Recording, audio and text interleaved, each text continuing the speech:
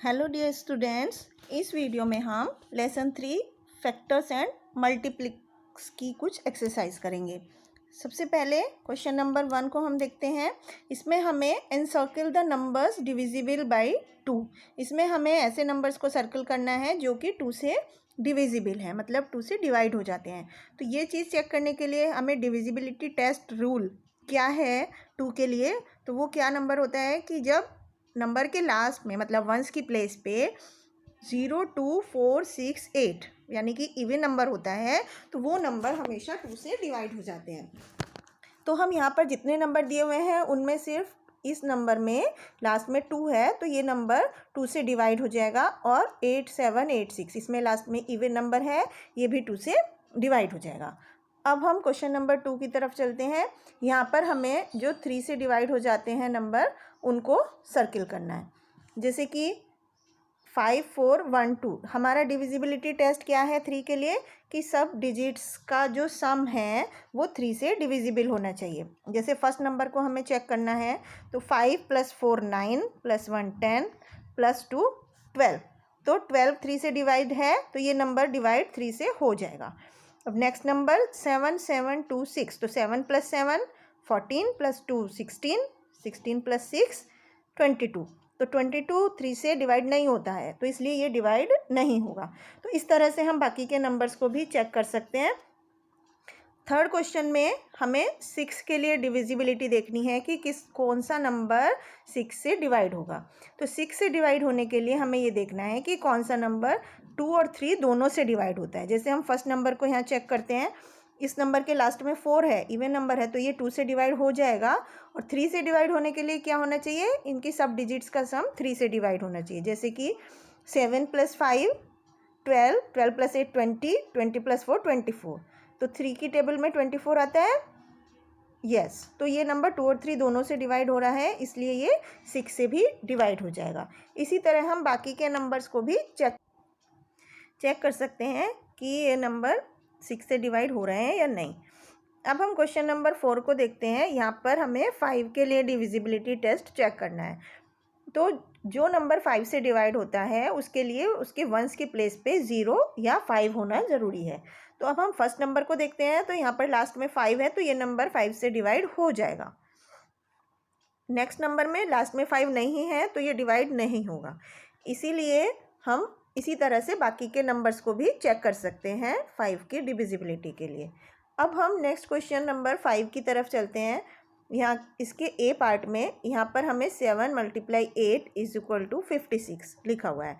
अब हमें इसमें इसके फैक्टर्स बताने हैं, तो जिन नंबर्स को हम मल्टीप्लाई करते हैं वो उसके फैक्टर्स होते हैं, जैसे 7 और 8। इस क्वेश्चन में 7 और 8 उसके फैक्टर्स होंगे, और मल्टीपल्स क्या होंगे जब हम मल्टीप्लाई करने पर, जैसे 56 है तो 56 को हम 2 से मल्टीप्लाई करेंगे, 3 से मल्टीप्लाई करेंगे, 4 से करेंगे तो वो उसके मल्टीपल्स हो जाएंगे। तो 2 से मल्टीप्लाई करने पे क्या आता है 1, 1, 2, तो इसका मल्टीपल हो गया।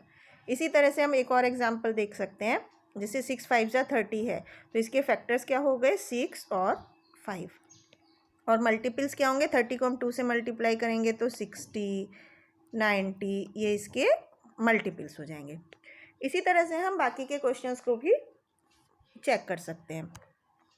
इसके बाद नेक्स्ट क्वेश्चन में हमें कुछ नंबर्स दिए हुए हैं, हमें ये बताना है कि ये नंबर 3 का मल्टीपल है और 36 का मल्टीपल है कि नहीं है। तो 12 है जैसे दिया हुआ है, क्योंकि 12 3 से डिवाइड हो जाता है तो वो उसका मल्टीपल है, और 36 से डिवाइड हो जाता है, 36 12 से डिवाइड हो जाता है, तो ये भी इसका मल्टीपल है। अब हम बी पार्ट की तरफ देखते हैं। अब हम पार्ट नंबर बी की तरफ देखते हैं। जैसे कि 11 नंबर है वो 3 से डिवाइड नहीं होता है, तो 3 यहाँ पर 3 का मल्टीपल नहीं है तो इसलिए नो आएगा। अब 36 भी 11 से डिवाइड नहीं होता तो इसलिए ये भी इसका मल्टीपल नहीं है, तो इसलिए यहाँ पर भी नो आएगा। अब एक और एग्जांपल हम देख लेते हैं, जैसे 9 है तो 3 से डिवाइड हो जाता है तो ये इसका मल्टीपल होगा, तो इसलिए हम यस लिखेंगे। और 36 9 4 × 36, तो ये भी इसका मल्टीपल होगा। तो इस तरह से हम बाकी के नंबर्स को भी चेक कर सकते हैं कि वो 3 और 36 के मल्टीपल हैं या नहीं हैं। अब हम नेक्स्ट एक्सरसाइज की तरफ चलते हैं। यहाँ पर हमें कुछ डिविजिबिलिटी टेस्ट चेक करने हैं। कुछ नंबर्स दिए हुए हैं जिसमें हमें डिविजिबिलिटी रूल लगाने हैं कि 2 से वो नंबर डिवाइड होगा जो नंबर्स दिए हुए हैं उनसे डिविजिबल हैं या नहीं है, और जो डिवाइड होगा उसके लिए हमें टिक मार्क लगाना है और जो नहीं होगा उसके लिए हमें क्रॉस मार्क लगाना है। अब हम फर्स्ट पार्ट करके देखते हैं किस तरह से। जैसे यहाँ पर नंबर लिखा है 5 6 8 9 9 0, तो अब इस नंबर में हमें ये चेक करना है कि ये 2 से डिवाइड होगा कि नहीं। अब 2 के लिए क्या डिविजिबिलिटी टेस्ट है कि नंबर के लास्ट में इवन नंबर होना चाहिए, तो है 0, तो इसलिए ये डिवाइड हो जाएगा। 3 से डिवाइड होने के लिए क्या डिविजिबिलिटी टेस्ट है कि सब डिजिट्स का सम 3 से डिवाइड होना चाहिए। तो यहाँ पर सारी डिजिट्स को अगर हम सम करें तो 6 + 5 11 + 8 19, 19 + 9 28, 28 + 9 37, 37 + 0 37। अब 37 3 से डिवाइड नहीं होता है, तो इसलिए ये इससे डिवाइड नहीं होगा। अब नेक्स्ट नंबर 4 से डिवाइड होने के लिए क्या डिविजिबिलिटी टेस्ट है कि लास्ट 2 डिजिट्स 4 से डिविजिबल होनी चाहिए। जैसे लास्ट में यहाँ पर 90 है, तो 90 4 से डिवाइड नहीं होता, तो इसलिए ये भी क्रॉस हो जाएगा। 5 से डिवाइड होने के लिए नंबर की वंस की प्लेस पे 0 या 5 होना चाहिए, तो यहाँ पर 0 है, तो इसलिए डिवाइड हो जाएगा। नेक्स्ट नंबर 8 से डिवाइड होने के लिए लास्ट 3 डिजिट्स जैसे कि 990 है, ये 8 से डिवाइड होना चाहिए, तो 990 8 से डिवाइड नहीं होता है, इसलिए हम यहाँ पर क्रॉस लिखेंगे। अब 9 से डिवाइड होने के लिए इस नंबर में सारी डिजिट्स का सम 9 से डिवाइड होना चाहिए, तो यहाँ पर सारी डिजिट्स का सम कितना होता है 37 9 से डिवाइड नहीं होता, इसलिए यहाँ पर भी हम क्रॉस मार्क करेंगे। 10 से डिवाइड होने के लिए रूल है कि लास्ट में 0 होना चाहिए, जो कि यहाँ पर है, इसलिए ये टिक मार्क। और 11 से डिवाइड होने के लिए ये उसके रूल को फुलफिल नहीं करता, तो इसलिए यहाँ पे क्रॉस हो गया। तो इस तरह से हम इन नंबर्स को अलग अलग नंबर से डिविजिबिलिटी टेस्ट में चेक कर सकते हैं। अब हम इसका एक और पार्ट देखते हैं। जैसे यहाँ पर नंबर है 4 6 1 8 9, तो ये 2 से डिवाइड नहीं होता, 3 के भी रूल को फॉलो नहीं करता, 4 के भी नहीं करता, 5 का भी नहीं करता, 8 के रूल को भी फुलफिल नहीं करता, 9 को भी नहीं फुलफिल करता, 10 को भी नहीं करता, 11 के रूल को फुलफिल करता है, इसलिए ये इसमें हम टिक मार्क करेंगे। इसी तरह से हम बाकी के सब नंबर्स को भी चेक कर उनको इस टेबल को फिल कर सकते हैं। अब हम क्वेश्चन नंबर 2 सॉल्व करेंगे। यहाँ पर हमें कुछ नंबर्स दिए हुए हैं, इनका हमें डिविजिबिलिटी टेस्ट चेक करना है 2 3 5 10 और 11 के लिए। तो सबसे पहले यहाँ पर जो नंबर है वो है 252। 252 जो नंबर है वो 2 से डिवाइड हो जाएगा, यस। 3 से डिवाइड होने के लिए नंबर्स का सम 3 से डिवाइड होना चाहिए, तो 2 + 5 7 + 2 9, तो ये 3 से भी डिवाइड हो जाएगा।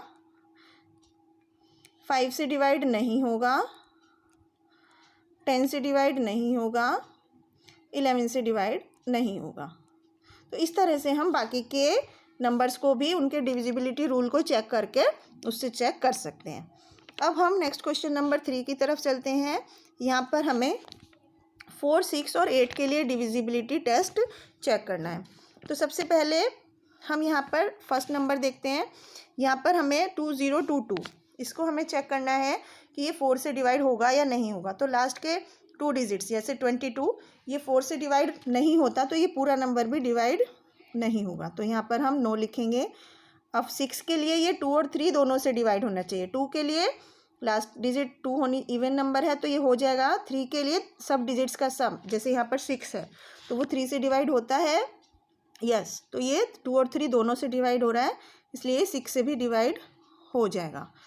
8 से डिवाइड होने के लिए लास्ट के 3 डिजिट्स जो हैं वो 8 से डिवाइड होनी चाहिए, जैसे 22 8 से डिवाइड नहीं होता, तो इसलिए यहाँ पर नो लिखेंगे। इसी तरह से हम बाकी के नंबर्स को भी 4 6 और 8 के डिविजिबिलिटी टेस्ट के लिए चेक कर सकते हैं। अब हम नेक्स्ट क्वेश्चन की तरफ चलते हैं। यहाँ पर ए पार्ट को हम देखते हैं। 156 divisible by 3 but not by 9, हमें इसका रीज़न देना है। तो क्योंकि 3 के लिए जो डिविजिबिलिटी रूल है वो क्या है कि सारे डिजिट्स का सम 3 से डिवाइड होना चाहिए। जैसे कि 1 + 5 6 + 6 12। अब 12 3 से डिवाइड हो जाता है, इसलिए ये 3 से डिविजिबल है। बट 9 के लिए डिविजिबिलिटी टेस्ट क्या है? 9 के लिए है कि सारी डिजिट्स का सम 9 से डिवाइड होना चाहिए। तो अब 12 नंबर 9 से तो डिवाइड नहीं होता, इसलिए ये क्योंकि 3 के डिविजिबिलिटी रूल को फुलफ़िल कर रहा है और 9 के डिविजिबिलिटी टेस्ट को फुलफ़िल नहीं कर रहा है, इसलिए ये 3 से डिविजिबल है और 9 से नहीं है।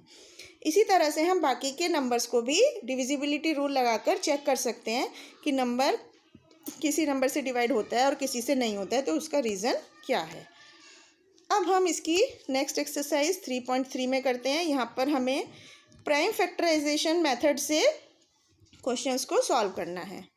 तो हम इसके फर्स्ट पार्ट को देखते हैं। यहाँ पर हमें प्राइम फैक्टराइजेशन करना है।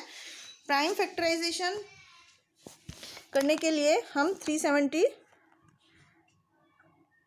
सी पार्ट देखते हैं। 372 इसको हम 2 से डिवाइड करना होता है। 2 × 1 = 2, 1 बचा, 2 × 8 = 16, 1 बचा, 2 × 6 = 12।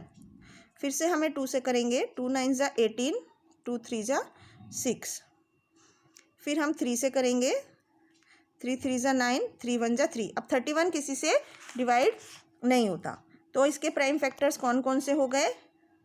2, 2, 3 और 31। इस तरह से इनके प्राइम फैक्टर्स हो गए। इसी तरह से हम एक और पार्ट करके देख सकते हैं। जैसे 5 1 6 को 2 से डिवाइड करेंगे। पहले 2 × 2 = 4, 2 × 5 = 10, 2 × 8 = 16। फिर 2 से 2 × 1 = 2, 2 × 2 = 4, 2 × 9 = 18। फिर 3 से 3 × 4 = 12, 3 × 3 = 9। अब 43 किसी से डिवाइड नहीं होता, तो इसके प्राइम फैक्टर्स कौन कौन से हो गए? 2, 2, 3 और 43। तो इस तरह से बच्चों हम बाकी के क्वेश्चंस को भी सॉल्व कर सकते हैं। अब हम इसके क्वेश्चन नंबर 2 की तरफ चलते हैं।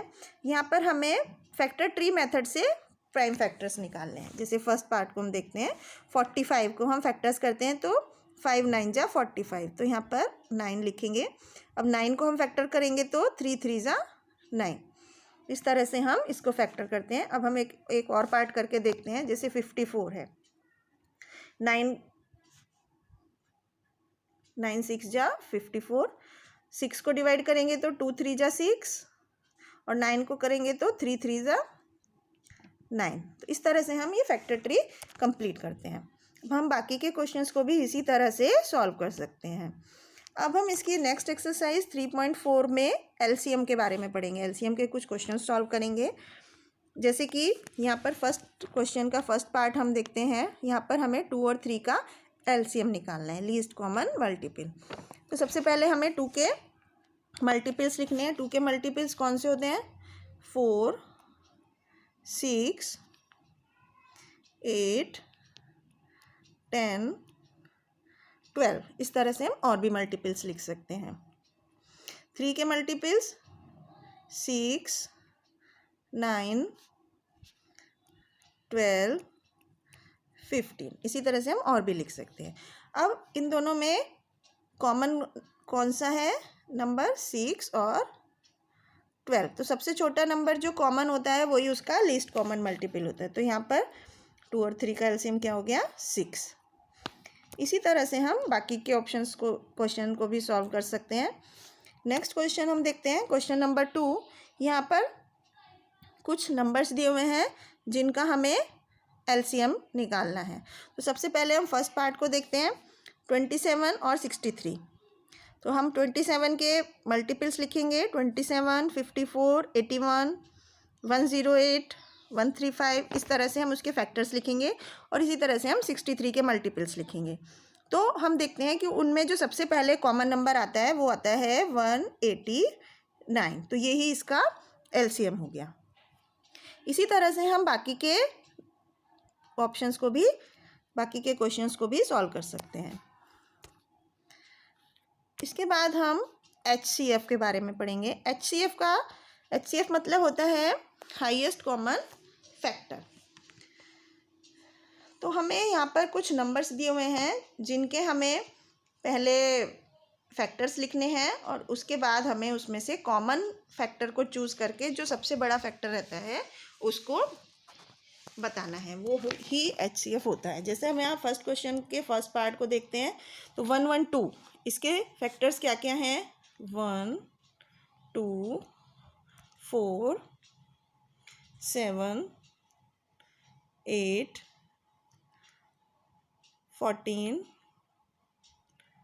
28 56 एट्सेट्रा। और इसके बाद 128 के कौन कौन से फैक्टर्स हैं? 1 2 4 8 16 32 64 128। तो इनमें कॉमन फैक्टर्स कौन कौन से हैं? 1 2 4 और 8। तो इसमें सबसे बड़ा फैक्टर कौन सा है? 8। तो इसका HCF हो जाएगा 8। इसी तरह से हम बाकी के क्वेश्चंस के भी फैक्टर्स लिखकर उनमें जो सबसे बड़ा कॉमन फैक्टर है उसको फाइंड कर सकते हैं। अब हम क्वेश्चन नंबर 2 की तरफ चलते हैं। यहाँ पर कुछ नंबर्स दिए हुए हैं जिनके हमें फैक्टर्स लिखने हैं और उनके कॉमन प्राइम फैक्टर्स और HCF बताना है। जैसे फर्स्ट क्वेश्चन में 120, तो 120 के फैक्टर्स कौन कौन से हैं? 120 के फैक्टर्स हैं 2 और मल्टीप्लाई 2 मल्टीप्लाई 3 मल्टीप्लाई 5 मल्टीप्लाई 2। और 100 के फैक्टर्स 2 मल्टीप्लाई 5 मल्टीप्लाई 2 मल्टीप्लाई 5। तो इनमें कॉमन फैक्टर्स कौन कौन से हैं? 2 और एक बार फिर 2 और एक बार 5। तो इसमें कॉमन प्राइम फैक्टर्स 2 2 एंड 5 हो गए। 2 2 5 और HCF क्या रहेगा इसका? 5, क्योंकि 5 उनमें सबसे बड़ा नंबर है। इसी तरह से बाकी के ऑप्शंस को भी सॉल्व करेंगे।